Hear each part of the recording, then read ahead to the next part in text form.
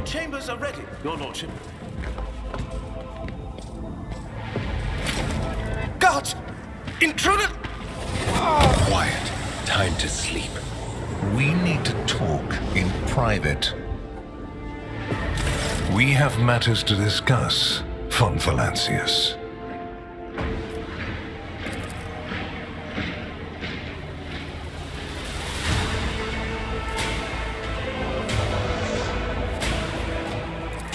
Lord Inquisitor Xavier Calcazar, head of the Coronis Conclave. I am authorized by the grace of the Emperor to watch over the Coronis expanse, root out heresies, and preempt the Xenos threat.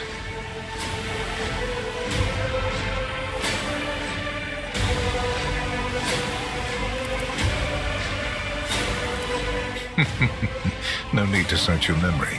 My war is waged on clandestine fronts, and any battle reports are always thoroughly filtered.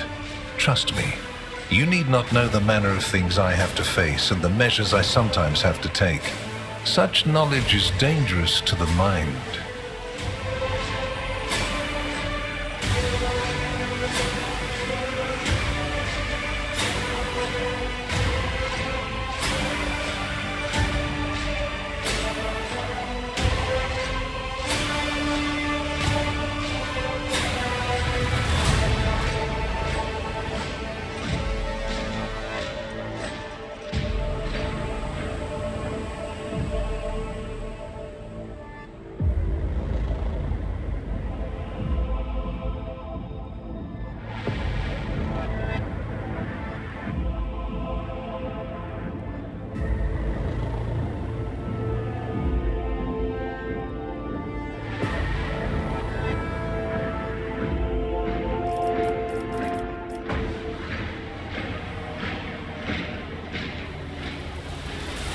Probably. Unless he suffered from hidden ailments, he will soon come to without any major damage to his health. Either way, oblivion is a far safer option for him than the dangerous privilege of being a witness to this conversation.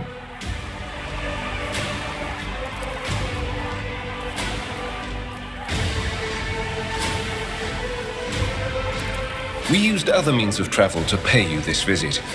I assure you, rogue trader, that all your locks are in order.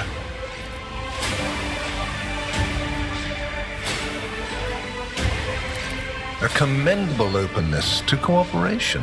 It will be taken into account. Master Van Kellox has spent enough time with you. He will vouch for your words. What stands out from your recent accomplishments is the suppression of a rebellion on Janus, the battle against the archenemy's minions on Kiava Gamma, and, of course, the unusual interest the Drakari have shown in you. Then that is what we will discuss.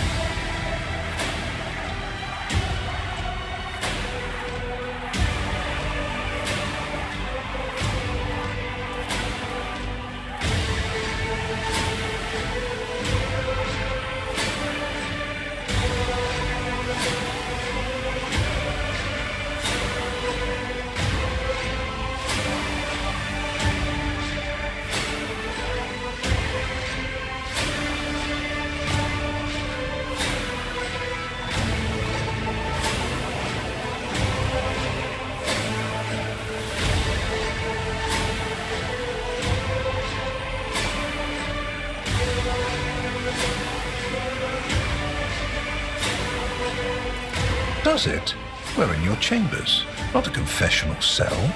You're in perfectly good health, and none of the varied and fascinating instruments and procedures that expedite candor are being applied to you. I assure you, you would immediately know if our discussion turned into an interrogation. Oh, I know it already.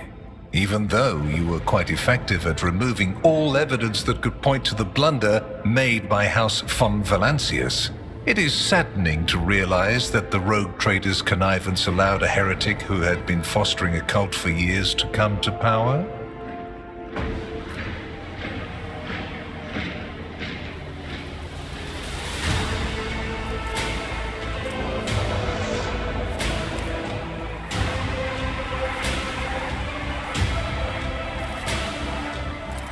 Your humility is heartening. Rest assured, it will be noted during the investigation of your lamentable oversight. Are you surprised? You thought the Inquisition was unaware of the circumstances of your deeds. How often do you find yourself thinking that there are things we shouldn't know about your life? It is my job to know everything, and I do it very well. Keep that in mind. I cannot satisfy your curiosity without disclosing information of the utmost secrecy. I will say only this. We had the situation under control. There is a tangled knot of perilous events in progress in the Coronis expanse. Plucking even one thread must be performed with great precision and caution without any room for error. Because you do not want to know the price of such an error, or what forms it might take. Places touched by chaos must be purged with fire and condemned to oblivion. Kiava Gamma should have been bombed to dust and pronounced a forbidden world. However, you decided otherwise and restored the colony's operation. And you didn't even go to the trouble of hiding the traces of the neglect committed by your dynasty. After all, it was House von Valancius that gave Cubus Delphim so much freedom that he sank into seditious heresy. What was your rationale?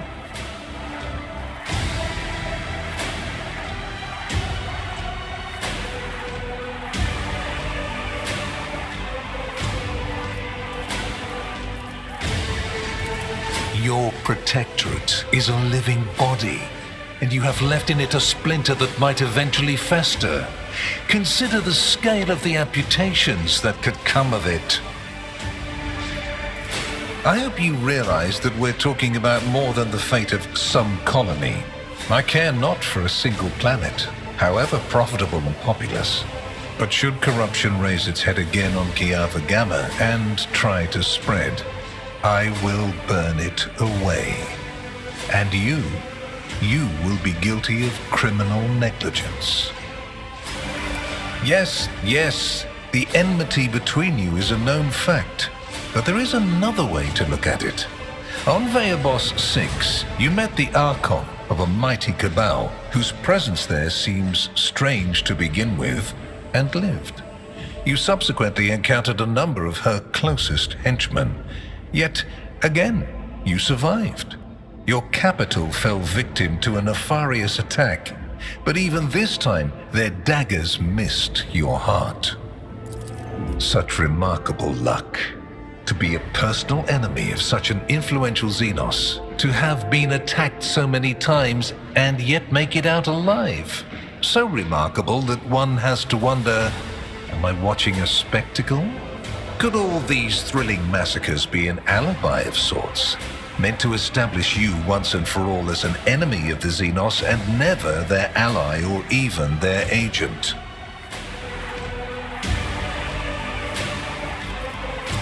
Be careful with your words, rogue trader. I assure you, if the need arises, I'll require no invitation. And if my arguments sound unconvincing to you, it will not change a thing. All that matters is whether or not they sound convincing to me. Far from it, my dear. The questions are manifold. How did you manage to survive the battle that claimed the life of Theodora, who was so much more experienced and skilled than you? Is it a coincidence that you and you alone then made it out of the trap on Rykad Minoris? How much truth is there in the rumors being spread by the heretic Kunrad Voitvir about you? Why did you choose to ignore the warning of a member of the Inquisition that a protracted sojourn near the dying Rykad Minoris could bring corruption down upon your ship? Were you driven by your concern for the people or forbidden interest? Was it virtuous of you to allow the warp-stricken Voidsmen to join your crew? The ones who served on the ship that was turned into a trap for you by Kunrad Voitvir? Isn't it possible that they were part of the blight he had sown? The very existence of these questions would have made many of my colleagues doubt the quality of your character, but it won't in this case. The Inquisition, which I represent, is willing to show extraordinary faith in your person. For the sake of our invaluable partnership, I'm going to ignore any minor liberties that you, esteemed rogue trader, may have afforded yourself or may again in the future. I hope you appreciate the generosity of this offer, as your predecessor once did.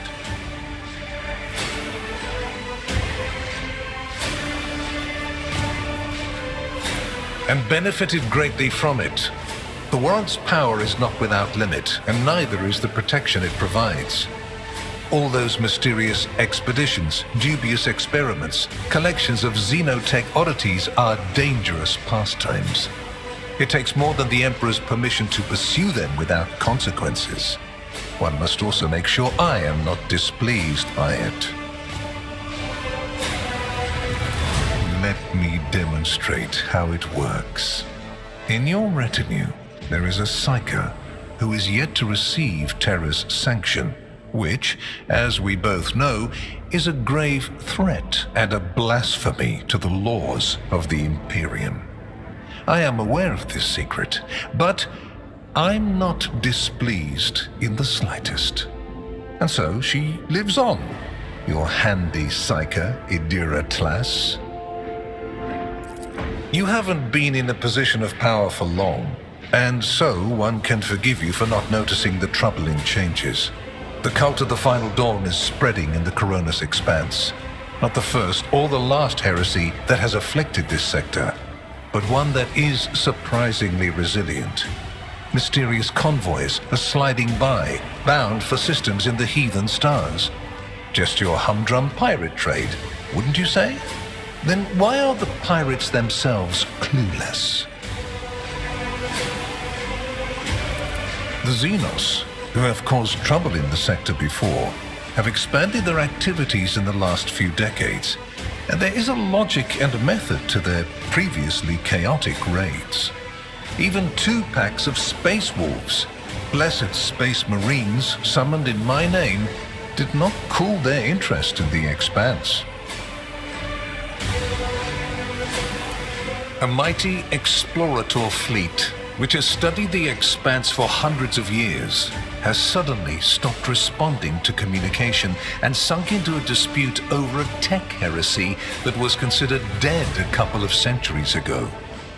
House Chorda has clamped down on insurgents, yet its acts of brutality breed troublemakers just as quickly as they're executed. And this bloody carousel has consumed the attention of the esteemed incendiar.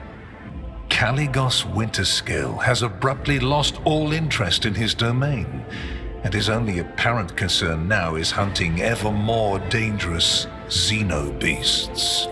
And the third and final rogue trader has unexpectedly perished, stabbed in the back by her own master of whispers.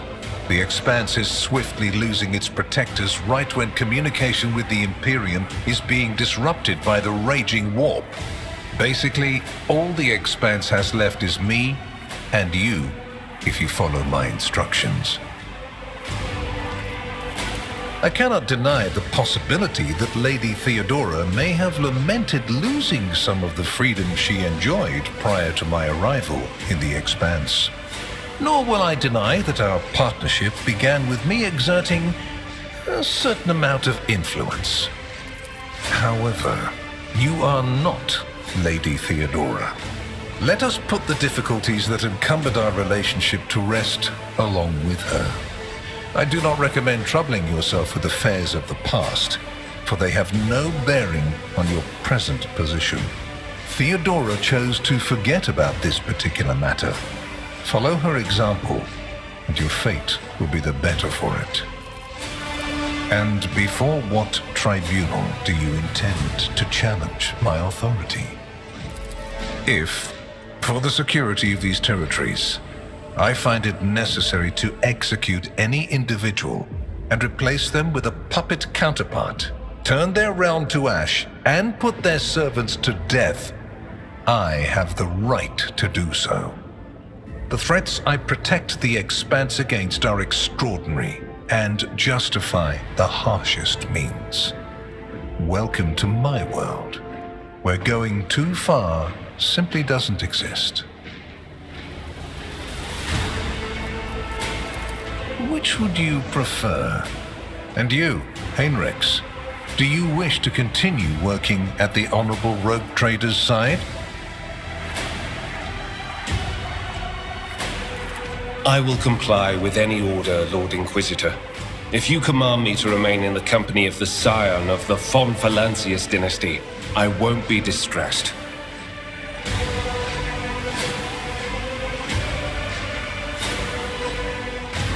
Without a doubt, Master Van Kellox has earned my complete trust by repeatedly demonstrating courage, loyalty, and cunning. His mathematical mind, not given to sentiment, can be of great use in an emergency. You, my dear Heinrichs, have made a far better agent than you would have a pilot of an Imperial Knight. Then Master Van Kellox will remain in place. It puts me at ease to know that there is someone to watch over you. I consider it an honor to accompany you. I make no deals, and Emperor forbid that I give you orders. That would mean infringing on your privileges. I'm merely offering well-meaning recommendations and expecting that, when the Expanse finds itself in danger, you will break away from your own affairs to heed them. I seem to remember that your exalted aristocrats presented you with many gifts. It would be rude of me not to follow suit. Please accept this gift as a sign of my favor. In an hour of need, give it to any faithful servant of the Emperor, and the Inquisition will come to your aid.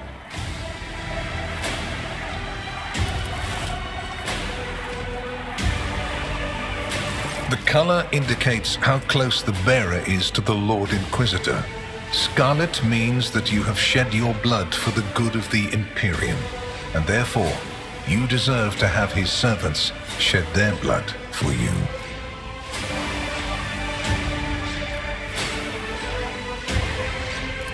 I did not come here to haggle. Worry not. You won't come out of this empty-handed if you act appropriately. Here is where we part. My shuttle is waiting. It is time for me to return to my watch, for you to sleep, and for your servant to wake up. Until next we meet. Well, you will obviously want to discuss what just happened, but not now, I presume. Right now, it would be better for you to rest and think on the Lord Inquisitor's words in private. I bid you good night, Rogue Trader.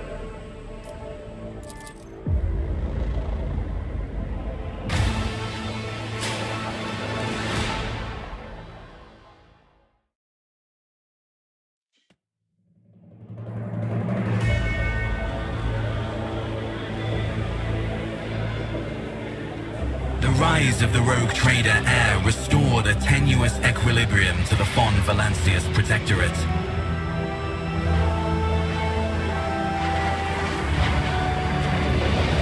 time, threats subsided, activity returned to trade routes, and reclaimed worlds began to heal.